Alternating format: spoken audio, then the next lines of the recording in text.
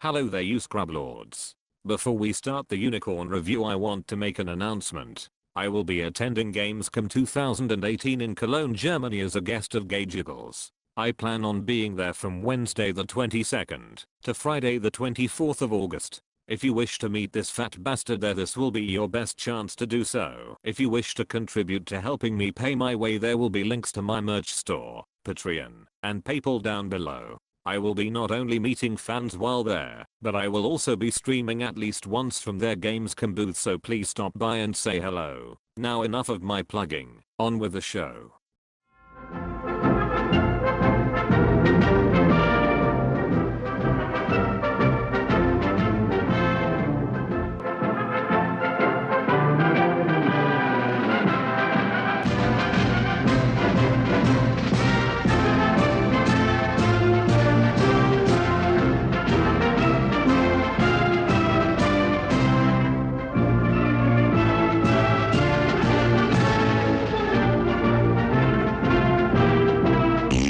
The Panzer IV-F2 is a 3.3 battle rating medium tank that marks the point when the Germans finally started to get their shit together and realized that the Panzer III was an underpowered piece of shit. The turret ring of the pussy Panzer III couldn't handle the 75mm long dart, which for its time was the most powerful tank gun mounted to a standard German tank. This vehicle on paper seems remarkably unremarkable. However, that gun is what makes this tank the reason shitty Allied players bitch all over the forums. Mobility wise, the Panzer IV-F2 is average for its tier. It's not slow, but not extremely quick either. With a top speed of 43 km/h, it's actually about 5 km faster than the M4 Sherman. In practice, however, you are looking at an average off-road speed of anywhere between 27 and 35 km/h. Reverse speed is actually the best of all the same tier medium tanks at 7 to 8 km/h. The only other medium capable of keeping up in reverse is the Weebanese Chinook. This allows it to reverse out of bad situations, whereas the Shermans and Cromwells don't understand what a fucking reverse gear is. The hull maneuverability is also quite good, meaning that changing direction is very easy and doesn't lose you much speed. Overall, it's not bad. Armor, however, is a different story. Your incessant button pounding is killing us! The Germans, for whatever reason, decided that it was a good idea to not give their tanks any armor early on.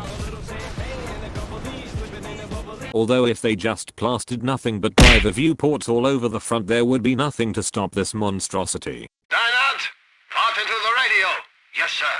Anyways, this lack of armor is a serious problem, and as a result the tank only has 50mm at its best, meaning that anybody who even looks at you funny will easily blast your dumb ass back to the fucking Stone Age. In addition, your top armor is only 10mm thick, meaning that any fucking Freeaboo fighter plane can strafe the living shit out of you and make you regret your life choices. Oh, what the fuck? The tank is also full of explosive sausages, so removing some ammunition is critical to surviving anything more dangerous than a fucking bush. With regards to the firepower, it fucking kicks ass. Up until this point, the Panzer IV was armed with little more than a fucking low velocity slingshot for heat rounds. And while the heat of the earlier Panzer IVs was certainly not bad, the APCBC rounds of the early Panzer IVs lacked the penetrating power of a proper tank gun. The Panzer IV-F2 is one of the first vehicles you can unlock that gains access to the long-barreled extra thick boy, which is a tank-specific version of the famous Pak-40 anti-everything cannon. Bye, have a great time. This long dart gives you the ability to face fuck KV-1s reliably out to 1000 meters as long as they aren't angled, meaning that you will simply be able to outrange and outgun almost any other vehicle at your tier. In addition, it has a maximum reload speed of 5.9 seconds, meaning that you can distribute your explosive schnitzels at an impressive rate for its tier, and you are only beaten out in reload speed by the Sherman and Cromwell. As far as ammunition is concerned, it is equipped with 4 ammunition types that are worth your time. Your stock APCBC Panzergranate 39 with 29 grams of HE filler, the Panzergranate 40 APCR round, your HLGR 38B heat round, and fuck that shit, I'm not spelling that, smoke rounds. The stock ammo is the only food worth a damn on this vehicle for fighting tanks due to its explosive sausage flavor and high penetrating power. However, the APCR can be useful for giving the middle finger to extra thick boys. You also have your heat rounds, which are elite against targets where over penetration is a real issue. Finally, you have your smoky boys. Smoke rounds are useful for blinding the enemy or to provide cover for areas that you would like to cross. Don't be a fucktard and fire your smoke rounds right in front of your face. All this does is blind your dumbass as well as give away your position and attract more fire and airstrikes than you did before. Uh-oh, retard alert! Use your smoke grenades for that shit. With these 4 shells in mind, your loadout should consist of 20 to 30 rounds of Panzer Grenade 39, 5 to 10 rounds of APCR, 5 rounds of smoke, and 5 rounds of heat. You can adjust your ammunition loadout to whatever you feel suits you, but this will give you a balanced ammunition supply that will allow you to take on all comers. If you feel less confident that you will survive, taking less ammunition is always an option. However, for me, as I tend to do quite well with this vehicle, I tend to bring more ammunition in case of a long battle. As for crew skills, focus your points into tank driving, weapon reloading, and leadership, with vitality and field repair coming afterwards.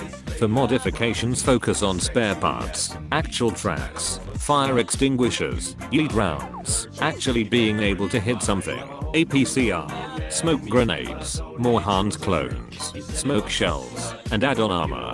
Everything else you can grind on your own time, which, as it is a tier 2 vehicle, should only take a few good battles.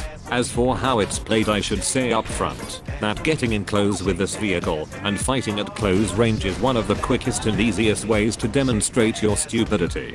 You have, with the exception of the Japanese TOMAHAWK, the most powerful gun on any medium tank for your tier in terms of both penetration and damage.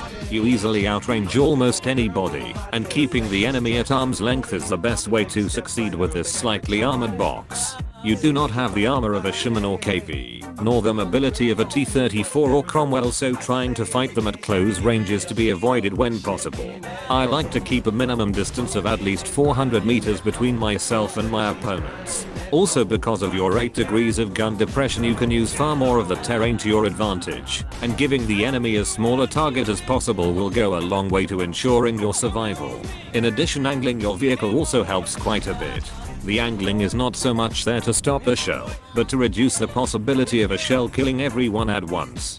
And if you want to be a historically accurate wearaboo, then make sure you download the Grossdeutschland skin in the video description. Now you know how to play the Panzer IV F2. Now get out there and show them why wearaboos exist.